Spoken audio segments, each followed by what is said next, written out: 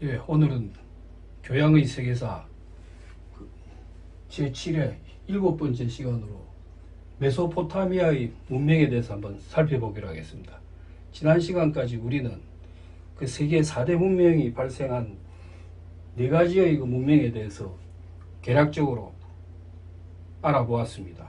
그러니까 메소포타미아, 이집트, 그 다음에 인더스, 그 다음에 중국의 황하 문명, 이 4가지 그 문명에 대해서 우리가 살펴도 보았고, 그러면 여기서 우리가 지난번에 또 배운 게 무엇인가 그러면 공통점으로 우리가 그 제일 중요한 것이 그 기후가 중요하다 했습니다. 온난한 기후와 그 다음에 거기에 맞는 경작이 이루어졌고, 그로 인해서 주위에서는 그 강도 있어야 되고, 큰 강이 흐름으로 인해서 그것을 그 치수, 그러니까 관계 이런 걸로 해서 농업이 발달되고, 농업이 발달됨으로 인해서 사람들이 인류가 많이 그 모이게 되고 인구가 또 증가가 되고, 그로 인해서 사회가 형성이 되고, 사회가 형성됨으로 인해서 나중에는 국가라는 그 지배 체제가 형성이 되었습니다. 그래서 오늘은 그 세부적인 강론으로서 우리가 그 메소포타미아 문명에 대해서 먼저 한번 살펴보기로 하겠습니다.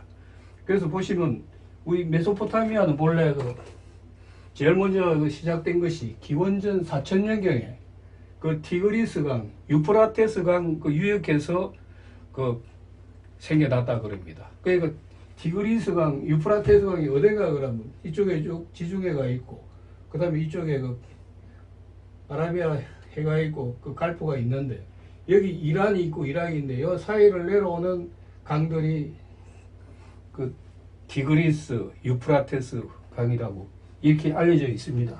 그래서 우리가 첫째 그 티그리스 강은 이 오른편에 있는 것이 티그리스 강이고, 그 왼편에 있는 것이 유프라테스 강.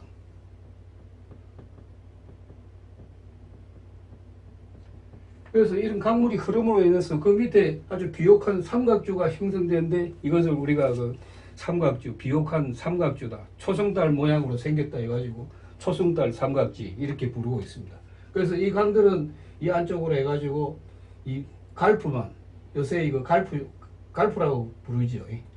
그 쿠웨이트, 이란, 이락 이렇게 전에는 그 중동 전쟁도 일어났고, 이 갈프를 중심으로 해가지고 이란과 이락이 싸우기도 했고, 이락이 또 쿠웨이트를 침공을 해가지고 전쟁을 일으키기도 했고, 그것을 이야기하고 있습니다. 그래서 이쪽 지역을 우리가 요새 그 지리학에서는, 지도에서는 갈프라고 이렇게 이야기하고 있습니다. 이 갈프 쪽에서 이 메소포타미아는 발생이 되었고, 그래서 이 메소포타미아는 어원이 어떻게 해서 나왔는가 그러면 그리스의 메스라는 것이 곧 한가운데 있다 이런 뜻입니다. 한가운데 있는 포타모스, 강의 그 한가운데 있는 그런 지역이다. 그러니까 이 비옥한 삼각주, 메소포타미아.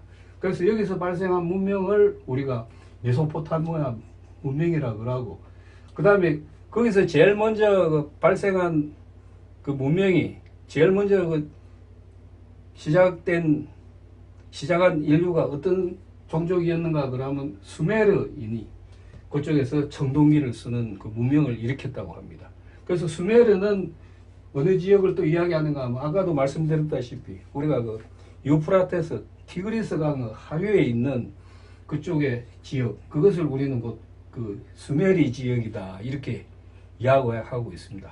그래서 유프라테스, 이 메소포타미아 문명을 제일 처음 일으킨 사람들이 누군가 그러면 수메르족 인종들, 그러니까 수메리 지역에서 살고 있던 사람들입니다.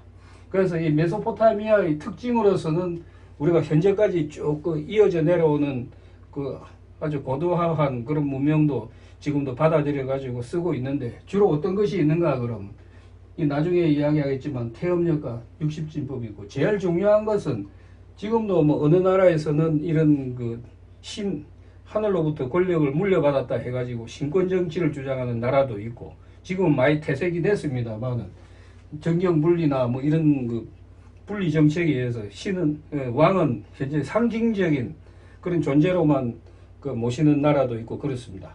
그런데 여기서는 우리가 최초에 시작된 메소포타미아에서는 그 특징으로서 살펴볼 수 있는 것이 신권 정치. 말 그대로 그 권력은 신이 하늘로부터 물려받은 아주 절대적인 권력이니까 너희들 그 피지의 복속 족속들은 나의 말을 따라야 되고 내 말이 곧 법이다 하는 이런 가지고 절대 그 권력을 구사하고 있었습니다. 그것을 가리켜서 신권 정치다 이렇게 이야기하고 있는데 여기도 썼습니다만은 지배자에게 자기가 권력으로부터 받은 절대적인 권한은 이건 누구나 간섭을 못한다.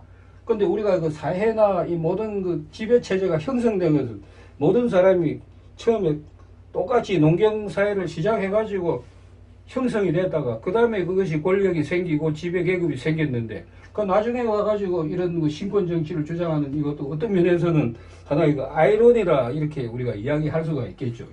그래서 그 당시에는 왕은 절대적인 존재였고 왕에 따라서 왕 말 한마디가 곧 그 모든 것을 통치하는 그런 절대적인 그 지배자였습니다.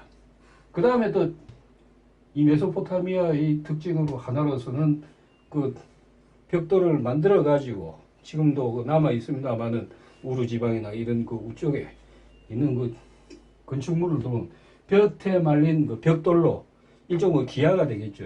벽돌을 만들어서 그 구조물을 쌓아 가지고 그 건축물을 만들었다. 그런 특징이 있고 그 다음에 그때도 벌써 그 세기 문자 우리가 매듭을 짓는다든지 이런 식으로 자기들의 그 의사표시를 하는 문자를 만들어서 그 전달을 하게 되는 그런 그 문명이 되어 있습니다. 그래서 그런 것을 또 후대에 남기기 위해서 어떤 그 점토판 그래서 흙으로 만든 판에다가 그 자기들의 그 문자를 기재해 가지고 그것을 말려 가지고 지금도 이어져 그 전해 내려오는 그런 판들이 있다고 그럽니다. 그리고 또 중요한 것은 그 사람들은 벌써 그 천측이라 그럽니까? 그 당시에 하늘이나 모든 그 전기가 지나가는 것을 느껴가지고 어떤 걸 만드는 태음력을 만들었다 그러죠. 태음력은 뭔가 그러면 달을 위주로 해서 만든 달력이 되겠습니다. 지금 우리가 쓰고 있는 태양력인데 한 달이 30일로 해가지고 하지만 이 태음력은 우리가 소위 말하는 그 달의 차고 기우는 데 따라가지고 그 자기들이 그 달력을 만드는데 이게 또 중요한 게 뭔가 하면 태음 그 달이 땡기는 인력이나 그 힘에 의해 가지고 그 물의 간만의 차도 생기고 이러니까 아마 농사에 중요하기 때문에 이런 것을 유심히 관찰해 갖고 거기에 맞게 그 달력을 만들었다 이런 그 추측도 해볼 수 있겠습니다. 그 다음에 또 중요한 것은 그 사람들은 어떤 걸 썼는가 하면 지금도 쓰고 있습니다. 60진법. 그러니까 60이 지나면 1이 되는 거. 지금 가장 비근한 예로 우리가 시계가 되겠죠. 시계에서 60이 지나면 60초가 지나면 1분이 되고 1분은 또 60분이 지나면 1시간이 되는 이런 그 진법을 만든 게 이 메소포타미아 문명에서 시작되었다고 합니다. 그 다음에 또 그 절기로서 만드는 것이 곧 1년은 12달로 나눠서 사용을 하게 되었고 1년이 12달이면서 그 다음에 7일은 일주일이다. 그러니까 7일이 지나면 또 다음 주일이 시작되는 지금도 월, 화, 수, 목, 금, 토, 일 그 다음에 지나면 또 월요일이 되는 이런 서큘레이션이 되는 이런 것을 일주로 만든 그 문명이 최초의 그 메소포타미아 문명이 되겠습니다. 그래서 이 문명을 일단 전체적인 것을 살펴보고 그럼 그 메소포타미아 지방에서는 어떤 왕조들이 생겨가지고 쭉 그 연결이 되어 왔는지 그 점에 대해서도 계속해서 살펴보기로 하겠습니다.